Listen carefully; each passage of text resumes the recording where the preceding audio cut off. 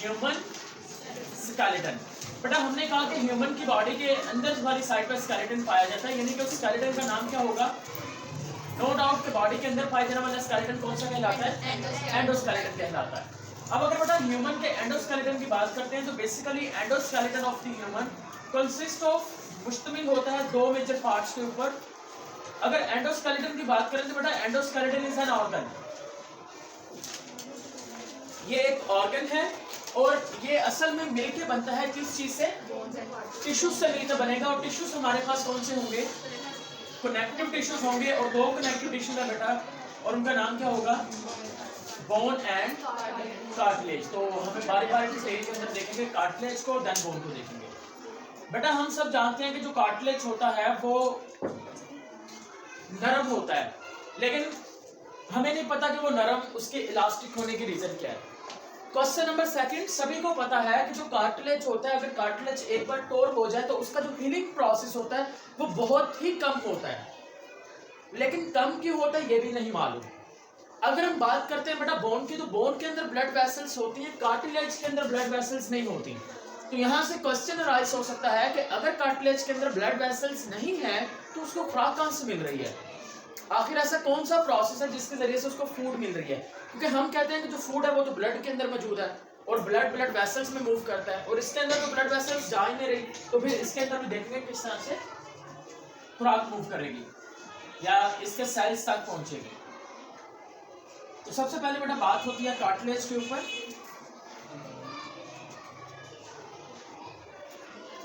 बेटा इसकी एक डायग्राम आप देख लें। अगर कार्टिलेज को हम थोड़ा सा इलेक्ट्रॉन माइक्रोस्कोप की मदद से देखें ना उसकी डायग्राम, तो आपको कुछ इस शेप के अंदर देखने को मिलेगा। बेटा बहुत सारे ना इसके अंदर आपको फाइबर्स देखने को मिलेंगे। कार्टिलेज के अंदर आपको बहुत सारे इस तरह के फाइबर्स पहले तो देखने को मिलेंगे। ये देखें फाइबर्स इस तरह से।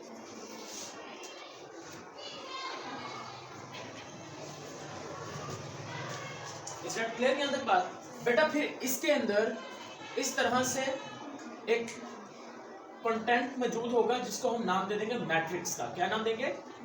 अब मैट्रिक्स क्या होता है? मैट्रिक्स उस मीडियम को कहेंगे जिसके अंदर बेटा हमें ये वाली चीजें देखने को मिलेंगी। आपने कहना है कि जिसके अंदर आपको क्या चीज देखने को मिलेंगे? आपको ये कोलिजन फाइबर्स देखने को मिलेंगे। क्या चीज? Collision fibre. अब बेटा कोलिजन फाइबर्स क्या होते हैं? कोलिजन फाइबर तो आपको नजर आ रहा है कि धागा नुमा स्ट्रक्चर होगी। कोलिजन का मतलब होता है प्रोटीन। तो प्रोटीन के बने जो धागे होते हैं उनको हम क्या नाम देंगे? कोलिजन फाइबर्स का नाम देंगे। और ये जो कोलिजन फाइबर्स होते हैं ये आपको कार्टिलेज के अंदर देखने को मिलेंगे। बेटा ये इसका मैट्रिक्स वाला रीजन है। इस सारे पोर्शन को क्या नाम देंगे? मैट्रिक्स। बेटा इस मैट्रिक्स के अंदर अगर हम गौर से देखें तो हमें कुछ इस तरह से रीजन्स दिखाई देंगे। ये देखें इस वे के अंदर। और अगर बेटा इन रीजन्स को देखते हैं ना तो इनके अंदर वाली साइड पर आपको कुछ सेल्स देखने को मिलेंगे, और वो जो सेल्स होंगे उन सेल्स को हम नाम देंगे, this one is known as chondrocytes. क्या नाम देंगे? कॉन्ड्रोसाइट्स। तो बेटा ये जो ब्लू के अंदर दिखाई दे रहा है ये कॉन्ड्रोसाइट्स है, और ये रेड वाला जो रीजन है जहां पर ये कॉन्ड्रोसाइट्स देखने को मिल रहा है इस रीजन को क्या नाम देंगे? लिक्योना का नाम देंगे। क्या नाम देंगे? लिक्योना का। ये क्या होंगे आपके पास? कॉन्ड्रोसाइट्स होंगे। बेटा अगर मैं ऊपर वाली साइड पर चलता हूं अगेन कोलिजन फाइबर्स की जानिब, तो यहां पर हमें कुछ और साइट्स देखने को मिलेंगे, कुछ और बेटा कॉन्ड्रो के यानी कि कार्टिलेज के कुछ और सेल्स देखने को मिलेंगे, लेकिन ये बेटा कॉन्ड्रोसाइट्स नहीं होंगे। These are known as chondroblast. ये कॉन्ड्रोब्लास्ट होंगे। कॉन्ड्रोब्लास्ट का मतलब बेटा ऐसे सेल्स जो बिल्कुल स्टार्टिंग पे होंगे, उसके बाद कॉन्ड्रोब्लास्ट को किसमें चेंज हो जाना है? कॉन्ड्रोसाइट्स के अंदर। समझ आ गई बात? तो सबसे पहले सेल्स जो होंगे वो जो इमेच्योर सेल हैं उनका नाम होगा कॉन्ड्रोब्लास्ट। कॉन्ड्रोब्लास्ट दोबारा फिर किसमें मैच्योर हो जाएंगे? दे मैच्योर्स इनटू द कॉन्ड्रोसाइट्स। और बेटा अगर आपको डेफिनेशन लिखनी है कार्टिलेज के सेल्स की या कॉन्ड्रोसाइट्स की तो लफ्ज आपने एक नहीं भूलना, वो क्या है? Mature cell. लफ्ज क्या इस्तेमाल होगा? Mature cell. अगर आपने बेटा सिर्फ लिख दिया सेल, या आपके पास ऑप्शन में आ जाता है कि cell of cartilage is called chondroblast chondrocytes, तो फिर बेटा दोनों ऑप्शन ठीक हैं, क्योंकि कॉन्ड्रोसाइट्स ये भी सेल होते हैं, ब्लास्ट भी सेल हैं। लेकिन अगर वो सेल से पहले लगा देते हैं लफ्ज मैच्योर, तो किस तरफ भागेंगे हम लोग? कॉन्ड्रोसाइट्स की जाने। समझ आ गई बात? तो ये छोटे छोटे पॉइंट्स होते हैं जो आपने नोट करने हैं कि इन्हीं की बेस पर ये डिफरेंशिएशन चीजें की जाती हैं। तो हम यहाँ पे लिख लेते हैं, यानी कि जो मैच्योर होंगे वो कॉन्ड्रोसाइट्स होंगे। यहाँ पे लिखते हैं mature cells of cartilage is called chondrocytes। अच्छा जी, आगे बेटा मैंने लिखना चाह रहा हूँ लक्योना के बारे में, तो मैं कैसे लिखूंगा? मैं कहूंगा chondrocytes, ये सारा पोर्शन क्या है? Whole portion is known as matrix. अब मैट्रिक्स किस चीज का पढ़ रहे हैं? कार्टिलेज का। तो मैं कहूंगा इन the matrix of the cartilage, cartilage के मैट्रिक्स के अंदर कॉन्ड्रोसाइट्स जिस जगह पर पाए जाएंगे उस जगह को क्या नाम देंगे? तो इंग्लिश में कन्वर्ट करिए जरा। इन the matrix of cartilage, cartilage के मैट्रिक्स के अंदर chondrocytes are present on some special regions and these sites are known as lacuna। is that clear? लिख सकते हो? तो चलिए लिखते हैं जरा बेटा, कैसे लिखेंगे? In matrix of cartilage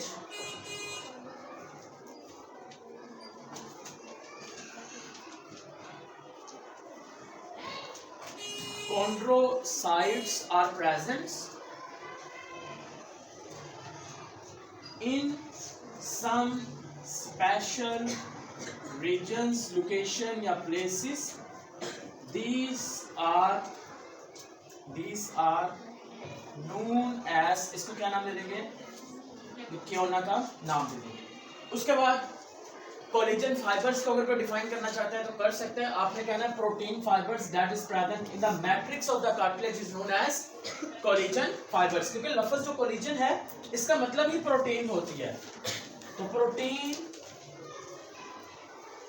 fibres present in matrix of cartilage. और बेटा एक और चीज याद रखनी है, जो कोलेजन फाइबर्स हैं इस बात की कोई पाबंदी नहीं है कि कोलेजन फाइबर्स सिर्फ मैट्रिक्स ऑफ कार्टिलेज में होंगे। ये बोन के मैट्रिक्स के अंदर या बॉडी के जो बाकी टिश्यूज होंगे उनके अंदर भी ये पाए जा सकते हैं। तो ये जो पोर्शन है ये हमारे पास आ गया कार्टिलेज का। अब हम बात करते हैं टाइप्स ऑफ कार्टिलेज। बेटा कार्टिलेज के टाइप्स की बात करें तो यहाँ से ज्यादातर जो पास्ट पेपर्स आपके गुजरे हैं उनके अंदर एमसीक्यूज आए हैं, एमसीक्यूज रिपीट हुए हैं। लेकिन बेटा एक आखिरी चीज बेटा, ये जो कॉन्ड्रोसाइट्स है, कॉन्ड्रोसाइट्स के डायग्राम एक बार बड़ी करके देख लें।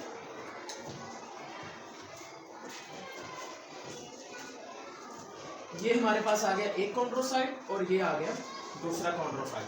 बेटा इस कॉन्ड्रोसाइट्स को अगर हम बड़ा करके देखते हैं ना, ये बीच वाला मैंने निकाल लिया है, तो इसके अंदर आपको इस तरह से एक स्ट्रक्चर देखने को मिलेगा और ये जो स्ट्रक्चर होगा इसको हम कहेंगे न्यूक्लियस। क्या नाम देंगे? Nucleus, brain of cell. याद है कि नहीं? उसके बाद बेटा यहाँ पर आपको एक एनर्जी रिलीजिंग ऑर्गेनेली देखने को मिलेगी, that's name is the mitochondria. Very good. तो बेटा ये दो चीजें जो होंगी ये आपको प्रोमिनेंट देखने को मिलेंगी। बाकी ऑर्गेनेलिज भी होंगी लेकिन ये जो ऑर्गेनेलिज होंगी ये आपको प्रोमिनेंटली देखने को मिलेंगी, कॉन्ड्रोसाइट्स के अंदर देखने को मिल जाएंगी इस तरह से।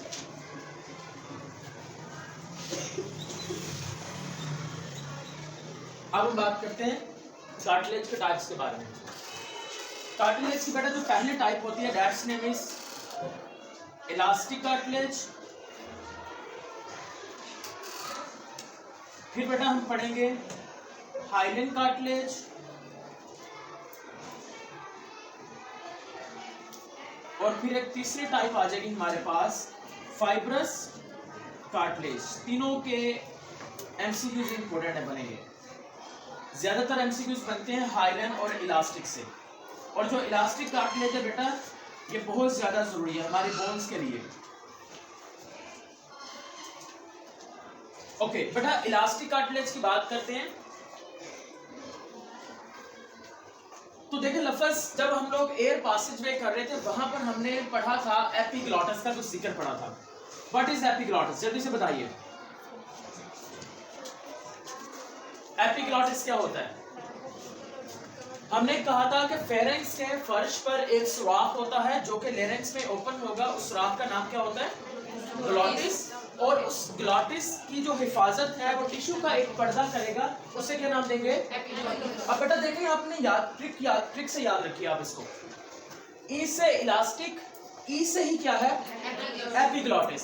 अगर हम एपिग्लॉटिस का दूसरा लफ्ज देखते हैं, ई से तो एपिग्लॉटिस, ई से हो गया इलास्टिक। एपिग्लॉटिस में सेकंड वर्ड क्या है? पी। सो पी से हमें एक और स्ट्रक्चर याद आती है, that is the pinna of air.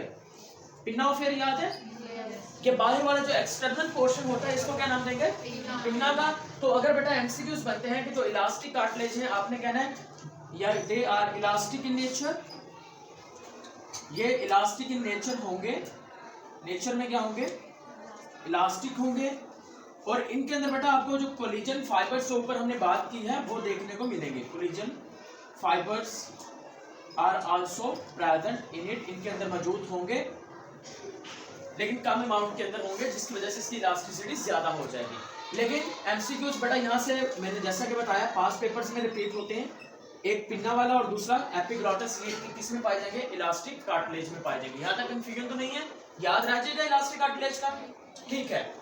अब बेटा हम बात करते हैं हाइलैंड कार्टिलेज की। ये भी बहुत आसान है याद करने के लिए। एयर पासेज वे की तरफ वापस भागना है हमें। एयर पासेज वे में कितनी ऐसी चीजें थी जहां पर आपको कार्टिलेज देखने को मिल रहा था। हमने कहा कि सिर्फ फेरेंक्स को छोड़ के, फेरेंक्स एक मस्कुलर पासेज होता है, बाकी हर जगह पर कार्टिलेज देखने को मिलता है। यानी कि नोज की बात कर लो, नोज के अंदर कार्टिलेज होगा। उसके बाद लेरेंक्स की बात करें, लेरेंक्स में कार्टिलेज है। उसके बाद बेटा ब्रोनोकाई में था, ट्रैकिया में था, ब्रोनोक्यूल्स में था, किसी हद तक। तो बेटा वो जितने भी कार्टिलेज होंगे पूरे एयर पासेज वे के अंदर, वो कौन से थे? Highland cartilage. हाइलैंड कार्टिलेज आपने। इसके अलावा बेटा अगर हम बॉडी की लंबी हड्डियों की बात कर लेते हैं, जैसे कि ये वाले बॉडी के ज्वाइंट्स हैं हमारे, ये वाली हड्डियां। अब ये हड्डियां जहां पर आपस में, एक ये बोन हो गई, ये एक बोन है, इधर दो बोन्स होती हैं, दो बोन्स इधर होती हैं। अब ये जो बोन्स है, एक ये फर्स्ट करेंगे एक बोन है, ये भी एक बोन है। अब एक ये हड्डी, दूसरी ये हड्डी, ये जिस जगह पर आकर आपस में मिल रही है, इसको नाम देंगे जॉइंट्स का। क्या नाम देंगे? जॉइंट्स का।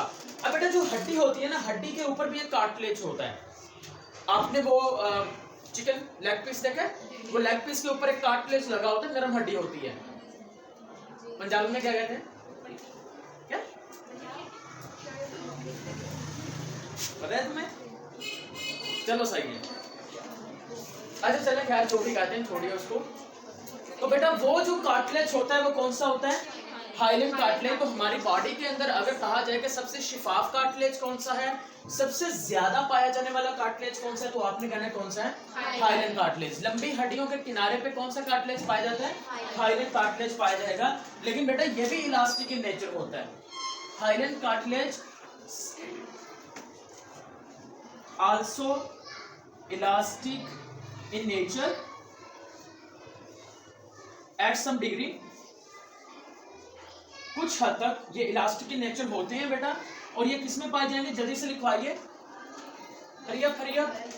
सबसे पहले नोज के अंदर, कहां पर? उसके बाद वेरी गुड लैरिंक्स, उसके बाद ट्रैकिया, ब्रोंकाई, ब्रोंक्यूल्स और etcetera. Is that clear?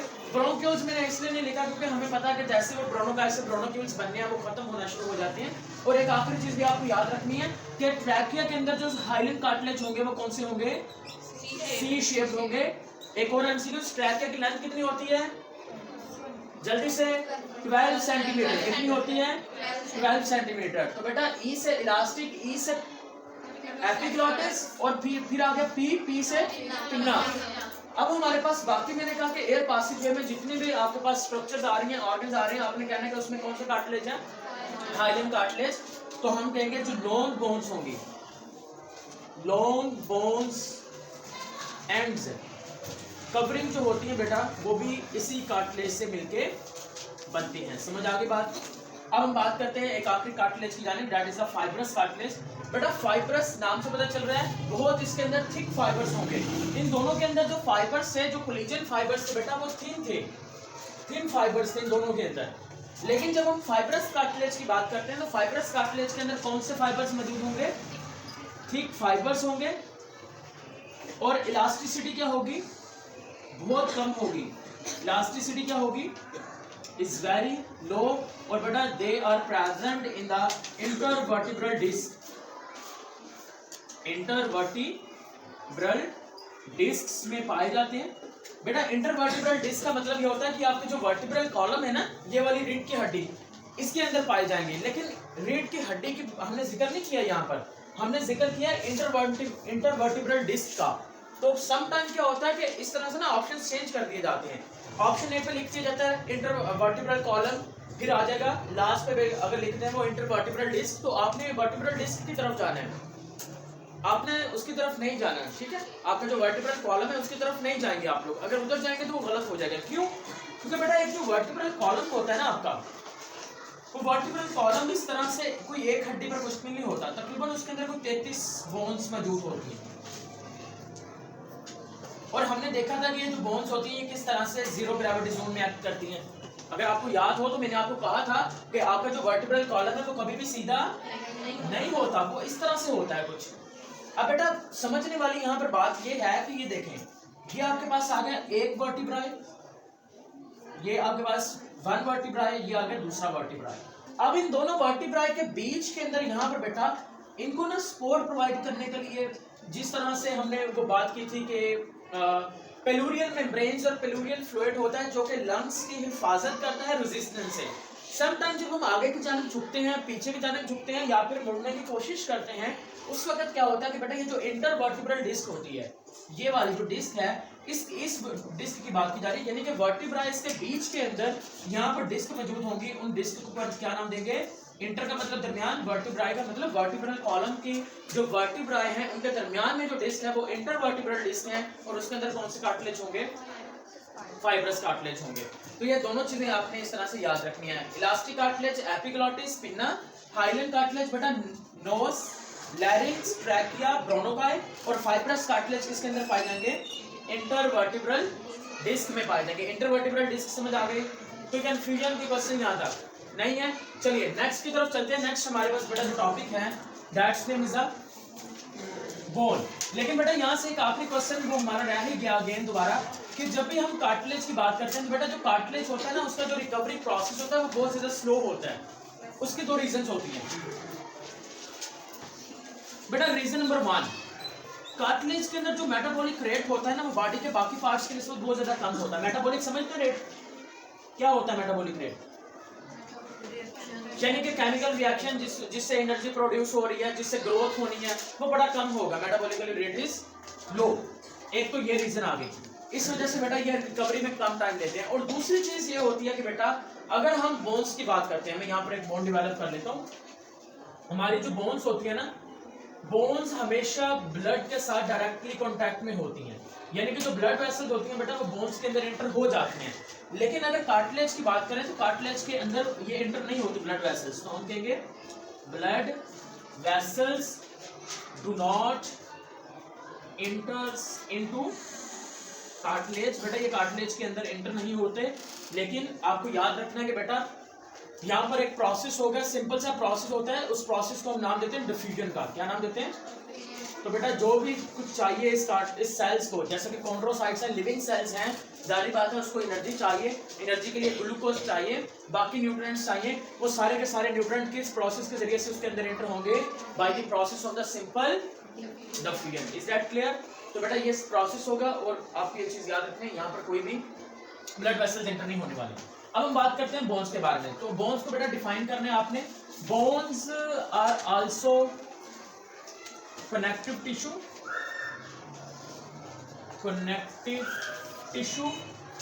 But लेकिन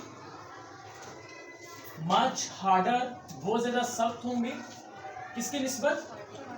कार्टिलेज की निस्बत क्या होंगे? बहुत ज्यादा सख्त होंगे। अब बेटा अगर हम नंबर ऑफ बोन्स की बात करते हैं, नंबर ऑफ बोन्स, तो बेटा जो नंबर ऑफ बोन्स होती हैं ये नंबर्स डिफरेंट होते हैं। अगर आप एक बेबी की बात करें, यानी कि जिसकी अभी भी बर्थ हुई है, और एक मैच्योर पर्सन की बात करते हैं, दोनों में जो बोन्स हैं वो नंबर डिफरेंट होते हैं। बेबी की बॉडी के अंदर जो बोन्स होती हैं वो होती हैं 300, लेकिन एक जो मैच्योर पर्सन होता है उसमें होते हैं 206 होती हैं। अच्छा, असल में याद रखें कि जो बेबी होता है ना, बच्चा जो होता है जिसकी बर्थ हुई होती है, उसकी बॉडी के अंदर बोन्स होते ही नहीं है। उसके बॉडी के अंदर यहाँ पर मैंने लिखा है ना जो 300 बोन्स, तो आपने ये चीज साथ में लाजमी लिखनी है।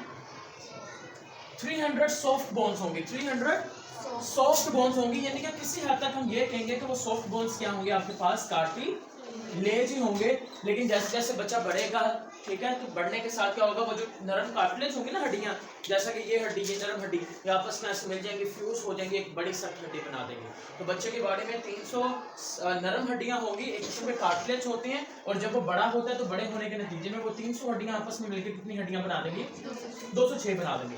आने वाला एक टॉपिक छोड़ के नेक्स्ट टॉपिक इंशाल्लाह आपको 2006 बोन है आपके बॉडी की कंप्लीट करवाएंगे। अब हम बात कर लेते हैं बेटा स्ट्रक्चर ऑफ बोन के बारे में। स्ट्रक्चर ऑफ बोन, बेटा बोन का स्ट्रक्चर देखें ना तो इसमें आपको दो साइड्स देखने को मिलेंगी, ये दो रीजन देखने को मिलेंगे। एक इसको देखने को मिलेगा आपको बेटा आउटर रीजन, और एक आपको देखने को मिलेगा inner region, outer region and inner region. बेटा जो आउटर रीजन होता है ना, ये वाला बोन्स का बाहर वाला जो हिस्सा होता है, इसको हम नाम देते हैं, हम कहते हैं this one is known as a compact bone. क्या नाम देंगे, कॉम्पैक्ट। कॉम्पैक्ट का मतलब क्या होता है, कॉम्पैक्ट का मतलब ही सख्त होता है। तो ऐसे बोन्स, बोन का वो हिस्सा जो सख्त होगा उसको क्या नाम देंगे, कॉम्पैक्ट बोन। और कॉम्पैक्ट बोन कौन सी साइड पे पाई जा रही है, आउटर साइड पे। तो हम कहेंगे hard part of bone, hard portion of bone is present, मौजूद होता है, आउटसाइड, बाहर की जानिब पाया जाएगा, नोन एज, उसको क्या नाम देंगे, कॉम्पैक्ट बोन का नाम दे देंगे। अभी बेटा आपको ये भी बताएंगे कि जब हड्डी टूटती है तो हड्डी टूटने वाली जगह पे स्वेलिंग क्यों हो जाती है। आपने देखा होगा अगर हड्डी ब्रेक हो जाती है तो वहां पर स्वेलिंग हो जाती है, इतना बड़ा सा बन जाता है। वो भी बताते हैं कि किस तरह से ये हड्डी के टूटने से होगा। बेटा अगर हम बोन के इनर रीजन की बात करते हैं ना, तो जो इनर रीजन होता है बोन का, उसके अंदर पहली चीज आपको ब्लड वेसल देखने को मिलेंगी। दूसरी चीज बेटा आपको यहाँ पर कुछ लिविंग सेल्स देखने को मिलेंगे। उसके साथ साथ आपको बेटा मैट्रिक्स देखने को मिलेगा। मैट्रिक्स समझ गए ना, जो रीजन होगा, अंदर वाला मीडियम होगा, वो मैट्रिक्स कहलाएगा, जैसे यहाँ पर बात की। फिर बेटा हमने बात की थी कोलेजन फाइबर्स की, वो फाइबर्स आपको देखने को मिलेंगे। उसके बाद बेटा आपको ब्लड वेसल्स देखने को मिलेंगी। तो ये सारी चीजें आपको यहीं पे देखने को मिलेगी बोन के अंदर वाली साइड पर। तो हम कहेंगे जो अंदर वाली पोर्शन होता है ना बोन का, बहुत ही नरम सा होता है, स्पॉन्ज टाइप होता है, स्पॉन्ज। अच्छा, स्पॉन्ज जो लफ्ज आया है ना, स्पॉन्ज एक लफ्ज है स्पॉन्जी। स्पॉन्जी एक ऑर्गेनिज्म है जो कि समुद्र के अंदर पाया जाता है। और बेटा मैं आपको बताता हूँ इसका आप कैसे महसूस कर सकते हैं। आपने वो फोम देखा होगा, फोम एक फोम होता है, वो उसको आप करते हो और बाद में वो फिर दोबारा हो जाता है, अपनी पोजीशन में आ जाता है। लेकिन बेटा एक फोम होता है जो शादियों पे लगता है, जिसके ऊपर वो फूल वगैरह लगाए होते हैं, वो पानी से भरे हुए होते हैं। वो उसको पकड़ो ना एक बार, वो अंदर के अंदर धंसता जाता है। कभी किसी ने किया ऐसा? तो बेटा वो स्पॉन्ज होती है, वो आप फर्ज कर लेंगे स्पॉन्ज उस तरह का होता है। अब यहाँ पर जो सेकंड पोर्शन होता है ना, बोन के अंदर वाली साइड होती है, वो उसी स्पॉन्ज की जानिब होती है। इसी वजह से हम उसके अंदर वाले रीजन को क्या नाम देते हैं, स्पॉन्जी बोन का। क्या नाम देंगे, स्पॉन्जी बोन का। तो बेटा हम कहेंगे inner portion of bone, inner soft portion, inner soft portion of bone is known as, बहुत छोटी छोटी डेफिनेशन है, स्पॉन्जी बोन। बेटा इनके दरमियान में फर्क पूछ जाता है, क्वेश्चन बनेगा differentiate between compact bone and spongy bone, तो आपको बताना पड़ेगा। बेटा जो कॉम्पैक्ट बोन वाली साइड्स होगी ना, वहां पे आके मसल्स अटैच होंगे, मसल्स अटैच होते हैं। मसल्स कौन से अटैच होते हैं, नो डाउट के कौन से मसल्स होंगे, स्केलेटल मसल्स होंगे। कौन से होंगे, स्केलेटल मसल्स होंगे। बेटा हमारी बॉडी के जितने भी सेल्स हैं ना, सभी सेल्स के अंदर एक एक न्यूक्लियस होता है, सभी सेल्स में एक एक न्यूक्लियस होता है। लेकिन स्केलेटल मसल्स के जो सेल्स होते हैं, इसमें 35,000 से ज्यादा न्यूक्लियस होते हैं एक ही सेल के अंदर। अब हम बात करते हैं इनर रीजन के बारे में। तो इनर रीजन के अंदर बेटा आपको क्या चीज देखने को मिली, पहले तो स्पॉन्ज का मैंने आपको बताया कि इसको स्पॉन्जी बोन क्यों कहते हैं। दूसरी बात बेटा इसके अंदर आपको देखने को मिलेगा बोन मैरो। क्या चीज, बोन मैरो, ब्लड वेसल्स देखने को मिलेंगी। बेटा मैट्रिक्स होगा, मैट्रिक्स के अंदर बेटा आपको क्या देखने को मिलेंगे, कोलेजन फाइबर्स देखने को मिलेंगे। उसके बाद बेटा मिनरल्स होंगे इसके अंदर, आयंस हो सकते हैं, साल्ट्स, क्योंकि हमने कहा था कि जो बोन्स होती हैं, बोन्स इन्वॉल्व होती हैं होम्योस्टेसिस के अंदर। कहाँ पे इन्वॉल्व होंगी, होम्योस्टेसिस के प्रोसेस में इन्वॉल्व होती हैं। तो होम्योस्टेसिस के प्रोसेस में वो इन्वॉल्व कैसे होंगी, क्योंकि जब बॉडी के जरूरत होगी साल्ट्स वगैरह की, तो उस दौरान जितना भी यहाँ पे बेटा बोन्स के अंदर बोन्स के मैट्रिक्स के अंदर मिनरल्स, आयन, साल्ट्स होंगे, ये सारी की सारी चीजें बोन्स से निकलेंगी और बोन्स से निकलकर कहाँ पर आ जाएंगी, ब्लड में आ जाएंगी। ब्लड के अंदर आके बेटा ये ऑस्मोरेगुलेशन को मेंटेन कर देंगी और अगर ये ऑस्मोरेगुलेशन को मेंटेन कर रही है तो हम कहते हैं ऑस्मोरेगुलेशन असल में किसके टाइप होती है, होमियोस्टेसिस की। तो होमियोस्टेसिस में इसका रोल आ जाएगा आपके इनर पोर्शन का। अब बेटा यहाँ पर बोन मैरो की बात करें तो बोन मैरो सबसे जरूरी पोर्शन है हमारी बॉडी के जो आरबीसीज होते हैं ना, आरबीसीज वगैरह रेड ब्लड सेल्स, ये कहां से अराइज हो रहे होते हैं, आपने कहना है these are arise from the bone marrow stem cells. Bone marrow stem cells होते हैं बेटा, ये वहां से अराइज हुए होते हैं। और बेटा आरबीसी का अगर ब्रेकडाउन की बात करें तो आपने कहना आरबीसी की ब्रेकडाउन लिवर के अंदर होगी। आरबीसी टूटेंगे कहां पर, लिवर के अंदर, बनेंगे कहां पर, स्पॉन्जी बोन में। यानी कि जो बड़ी बड़ी हड्डियां होती हैं, छोटी हड्डियां नहीं, जैसे ये वाली हड्डी है, ये तो छोटी छोटी हड्डियां हैं, इनमें आपको ये चीजें देखने को नहीं मिलेंगी। जैसा कि हमारी थाई बोन बहुत बड़ी बोन है, ठीक है, ये वाली बोन्स हो गई, इन बड़ी हड्डियों के अंदर आपको देखने को मिलेंगे बोन मैरो। और बोन मैरो क्या बनाएंगे बेटा, आपके जितने भी ब्लड सेल्स हैं उनको बनाने में रोल किसका होगा, इनका होगा, स्टेम सेल्स का होगा। तो आपको याद रखना है कि आरबीसीज बनेंगे बोन मैरो में, ठीक है। फिर मैच्योर होंगे तो 95% उसके अंदर हीमोग्लोबिन आएगी, 120 दिन जिंदगी गुजारेंगे और उसके बाद उनको लिवर क्या कर देगा, डिजनरेट कर देगा, बाइल प्रोड्यूस हो जाएगा। फिर आपको पता है कि as usual bile small intestine में जाएगा, इमल्सिफिकेशन ऑफ फैट्स का होगी और फिर फैट्स के डाइजेशन और बाकी सारे। Is that clear? अच्छा, तो ये होगी हमारे पास एक चीज। अब हम एक और क्वेश्चन देख लेते हैं यहाँ पर बेटा। एक शॉर्ट क्वेश्चन बनता है कि बोन जो होते हैं ना, बोन के जो लिविंग सेल्स होते हैं हम उनको नाम देते हैं ओस्टियोसाइट्स का।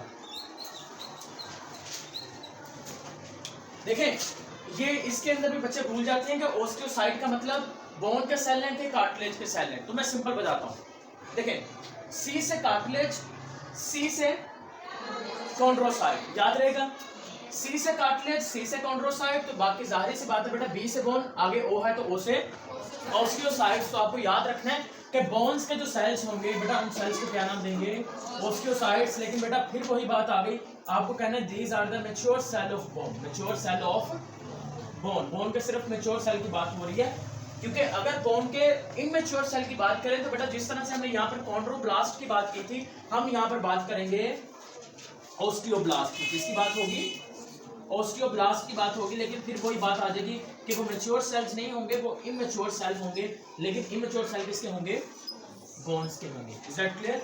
तो ये हमारा बेटा आ गया internal skeleton, human skeleton, endoskeleton, जिसके अंदर बोन्स और कार्टिलेज मौजूद होते हैं। और बेटा कार्टिलेज और बोन हमने कहा कि हमारा एंडोस्केलेटन जो होता है या ह्यूमन स्केलेटन है, ये एक लिविंग स्केलेटन होता है। ये लिविंग स्केलेटन बेटा इसलिए होता है क्योंकि आपका जो बोन्स और कार्टिलेज होते हैं ना, इनके अंदर लिविंग सेल्स होते हैं, जैसा कि ओस्टियोसाइट्स होते हैं, जैसे कि कॉन्ड्रोसाइट्स होते हैं। तो जरूरत पड़ने पर अगर हमारी बॉडी की हड्डी या कार्टिलेज को रिपेयर होने की जरूरत पड़ती है तो ये जो सेल्स होते हैं ये डिवाइड होना शुरू हो जाएंगे, जिसके नतीजे में आपकी जो बोन्स होती हैं वो दोबारा रिपेयर हो जाती हैं। अब एक काफी बड़ा बात कि वो हड्डी जहां से ब्रेक होती है वहां पर वो इतना बड़ा सा क्यों बन जाता है, ठीक है, इसको हीमाटोमा बोलते हैं मेडिकल के टर्म में। तो आपको बेटा याद रखना है, मैंने जैसा कि आपको बताया कि बोन्स के अंदर मौजूद होता है बोन मैरो, बोन के अंदर मौजूद होती है ब्लड वेसल्स। तो ऑब्वियसली बात है बेटा, जब हड्डी टूटेगी तो हड्डी के टूटने से हड्डी के अंदर जो ब्लड वेसल्स होंगे वो टूट जाएंगी, हड्डी के अंदर जो बोन मैरो होगा वो भी टूटेगा। जब ब्लड वेसल्स टूटेंगे तो ब्लड वेसल्स के टूटने से जो ब्लड सेल्स होंगे वो ब्लड जो होगा वो बेटा वहां पे इकट्ठा हो जाएगा। जब ब्लड इकट्ठा होगा तो वहां पे क्लॉट बन जाएगा, ब्लड का क्या बनेगा, क्लॉट बनेगा। अब देखिए जब ब्लड का क्लॉट बन गया तो बेटा ब्लड की जो सप्लाई होती है वो ब्लॉक हो जाती है। जब ब्लड की सप्लाई ब्लॉक हो जाएगी तो वहां पर जो मौजूद सेल्स होंगे उनको खुराक नहीं मिलेगी। जब खुराक नहीं मिलेगी तो डेथ होना शुरू हो जाएगी। जब डेथ होगी तो आप हाथ लगाओगे तो क्या होगा, पेन होगी। क्या होगी, पेन होगी। तो ये वो सारा मैकेनिज्म है जो बॉडी के अंदर हो रहा है। इसके अलावा और भी केसेस आपके ज़हन में आ रहे हैं।